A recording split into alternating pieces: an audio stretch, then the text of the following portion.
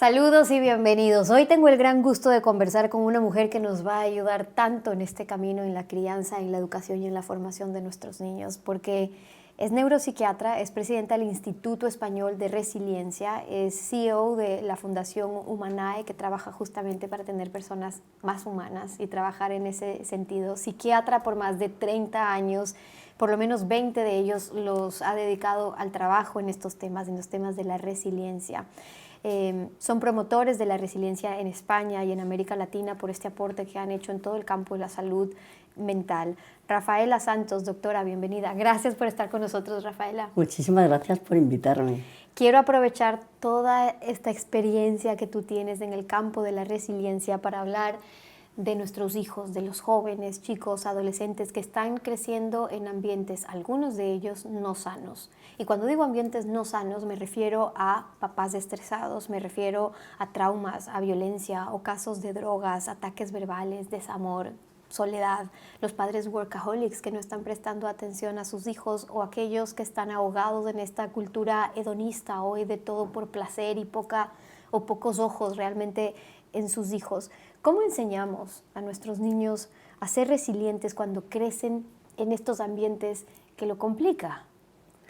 Pues efectivamente, yo siempre digo que niños resilientes serán adultos competentes en el futuro. O sea, la resiliencia hay que trabajarla desde que son pequeños, porque a veces les queremos tanto que queremos protegerlos y queremos darle todo resuelto, y eso es un gran error. Cuando un padre o una madre están como pendientes de darles todo resuelto al niño, pues efectivamente ese niño no va creando los recursos que va necesitando para que a lo largo de la vida pueda afrontar cualquier problema que le venga, sino que cuando son pequeños están protegidos, pero el momento que salen a un entorno que ya no son los reyes de la casa, sino que llegan al colegio o llegan a la universidad, pues se encuentran que problemas que debían de haber tenido ya la capacidad de gestionar se sienten inseguros. Y ahí no está el papá y la mamá solucionando, sino que ellos tienen que afrontar, y por eso son muchas veces un perfil de personas pues inseguros, miedosos, generan mucho estrés. A esta generación de hoy día nosotros le llamamos de broma la generación Lexatín, porque siempre vienen pidiendo, por favor, deme algo, doctora, para calmar el miedo, para poder dormir, para no tener este estrés, no puedo con la angustia que siento. Y son problemas normales, o sea, que todos tenemos que haber aprendido a gestionar. O sea, para aterrizarlo mejor en cuanto a temas de resiliencia, y que nos están viendo ahora y cuando la doctora dice estos temas hay que trabajarlos desde pequeños, en casa, porque entonces cuando sean niños resilientes podrán ver los resultados cuando sean adultos o que hayan aprendido de la resiliencia. ¿Cómo pondrías tú ejemplos para aterrizarlo un poquito más en aquellos padres de familia que nos ven ahora y dicen, a ver, es que explicar el concepto no, a ver, con el ejemplo sí, que sepa que no todo es tan fácil, pero cómo en el día a día, en la cotidianidad, en las relaciones que tenemos con nuestros hijos o los retos que les ponemos, podemos trabajar justamente esa resiliencia en ellos en casa? Pues el primer paso es enseñarles a tolerar la frustración. Frustraciones vamos a tener todos y a lo largo de la vida siempre. O sea que desde muy pequeños hay que enseñarles a que no pasa nada porque las cosas no salgan como ellos quieren. Por supuesto, no darles todo lo que piden. El darles como un abanico de posibilidades para que elijan. No, hay que educar con más sobriedad, con más límites, con más responsabilidades, aunque sean desde pequeños, poco a poco que vayan creciendo en esos campos que son la base de la educación.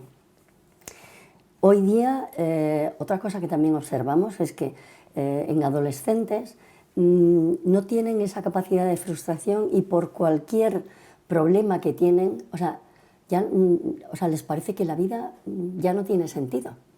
Hay veces que viene un chico, un chavo, ¿no?, como decís, a la consulta y dice, no, pues me han suspendido las matemáticas, mi padre se ha enfadado y yo no quiero seguir viviendo. Y dices, pero ¿cómo es posible si tienes toda una vida por delante? A estos adolescentes les llamamos la generación copo de nieve, porque fíjate lo que es un copo de nieve.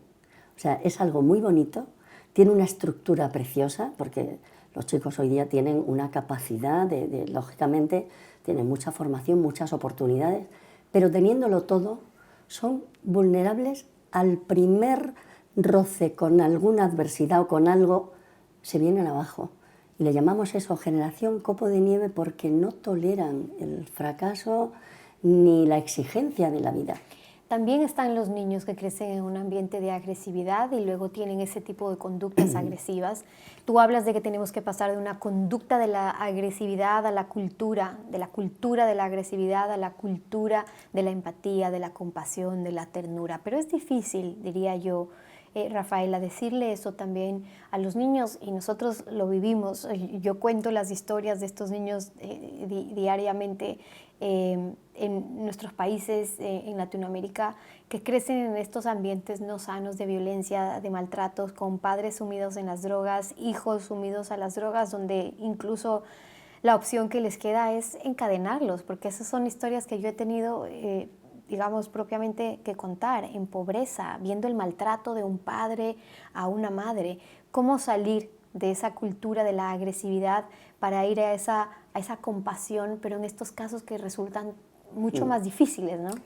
Fíjate, nosotros tenemos un proyecto que estamos trabajando en México, en Torreón, precisamente, en Saltillo, que es La Madriguera, se llama el proyecto, donde hay creo que son 1.700 adolescentes difíciles que provienen de familias desestructuradas, con problemas de violencia, de drogas. Bueno, cuando se trabaja con estas adolescentes el tema de la inteligencia emocional, o sea, de la empatía, cambian, porque efectivamente la violencia siempre es aprendida, o sea, viene de fuera, o sea, el ser humano no la tiene dentro. Lo que pasa es que a una persona cuando ha sido maltratada o cuando ve maltrato, cree que esa es la manera de responder, y eso es un aprendizaje. Entonces nosotros lo que trabajamos con los chavales, adolescentes difíciles, pues eso, son gestionar las emociones, gestionar la frustración y desarrollar la empatía. La empatía hace que puedan entender que la persona a la que están tratando mal o que le están haciendo bullying o que están agrediéndole de alguna manera, se está sintiendo mal. Y eso hace que cambien, o sea, pero porque son conscientes. Y tenemos que trabajar tanto con los padres como con los profesores y con los protagonistas, que son los niños y adolescentes. Nosotros en ese sentido tenemos un programa, es una maestría, y damos también cursos de posgrado donde trabajamos la neurociencia, la inteligencia emocional y la resiliencia aplicada a la educación, porque es básico. Escribiste tu libro, Mis raíces, familia, motor de resiliencia, y quiero hacer hincapié en este título por la fuerza que tú le das a tus raíces, a tu familia, y es que para desarrollar esa resiliencia hay que ir a ese punto de inicio. Efectivamente, o sea, la familia es el motor básico de toda persona, o sea, nacemos en una familia y todos necesitamos un punto de apoyo para poder desarrollarnos, o sea, y además el ser humano nace muy vulnerable. Pero hay casos en que la familia o no está estructurada, o está ausente, o no la podemos tener.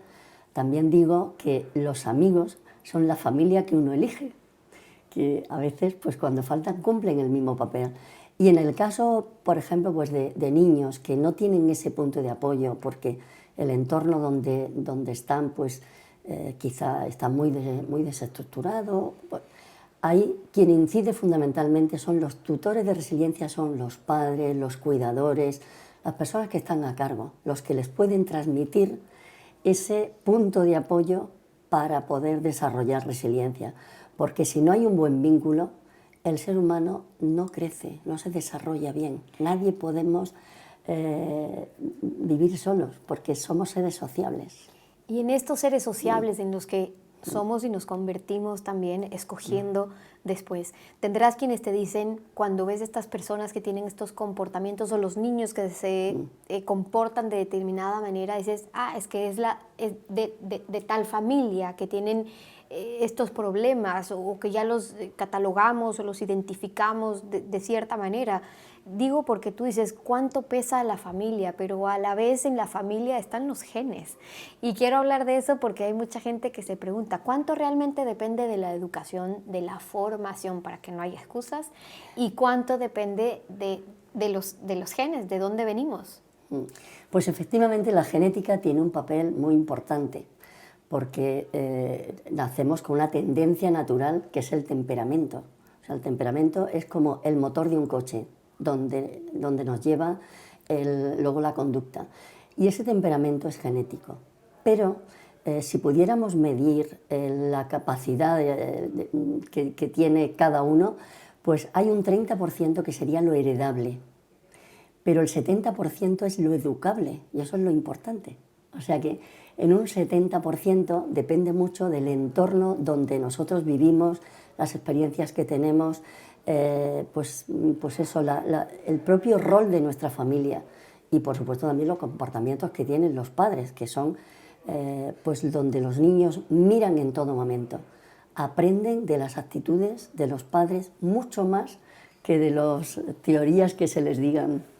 Si un niño, y esto aplica también para los padres, quiere saber adaptarse a ser resiliente, que es de lo que estamos hablando hoy, tú hablas de 3 pilares. Sea flexible como el bambú, maleable como la arcilla y adáptese al cambio como un lobo. Hablemos de eso.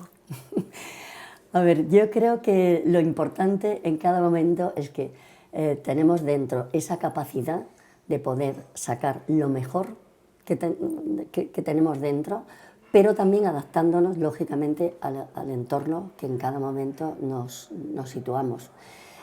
Más que, o sea, que efectivamente es así, ¿no? Pero yo creo que en los niños lo que tenemos que desarrollar mucho es el poder interior del soy capaz. O sea, yo puedo, yo soy capaz, yo puedo y tengo apoyo. Cuando esos pilares se desarrollan bien, un niño se hace resiliente y acaba siendo un adulto muy competente en esa trayectoria. Pero efectivamente sí que tenemos que compaginar en cada momento las potenciales que tenemos, ¿no? ¿Qué les dices tú a esos niños en los que están creciendo con padres que les cuesta enseñarles a ser feliz y decir, porque tú dices y haces hincapié en eso, para ser feliz no hace falta una vida cómoda, sino un corazón ilusionado? Y a veces por buscar mantener esa vida cómoda, ya muchos lo han dicho, ¿no? Nos gastamos la vida para obtener esas comodidades, pero luego que las tenemos, nos tenemos que gastar en salud para recuperar esa vida. Son las ironías de la vida. Y entonces, ¿cómo les enseñamos a nuestros hijos desde pequeños a poner los pies bien en la tierra para quedarse bien parados en ese lugar ahí donde está la felicidad? Sí. Lo más importante yo creo que es educar, desde luego, como si dijéramos, con fundamentos de quién soy y a dónde voy. O sea, muchas veces lo que no se ve es que las personas, o sea, flotan como en un desconcierto. O sea, la gente anda muy perdida de saber qué es el ser humano y cuál es la finalidad que tiene. Cuando a un niño se le enseña a que tenga los pies en el suelo, con una educación que sea en valores, que sea con fortaleza y con voluntad, que tenga límites, que tolere la frustración. Cuando se le enseña esto y además se siembra el motor de la ilusión, porque lo has nombrado antes y me parece que efectivamente no necesitamos para ser felices tenerlo todo resuelto y tener todas las comodidades, sino tener motivación. Y ahí la ilusión es el motor que enciende, no sé, como la capacidad de conseguir pues los retos. Muchos de los niños tienen que vivir las consecuencias de los padres de no poder balancear de alguna manera esa armonía que es necesaria entre el trabajo y la vida. Y tú dices, para ser feliz el ser humano necesita vivir en esa armonía entre el trabajo y la vida.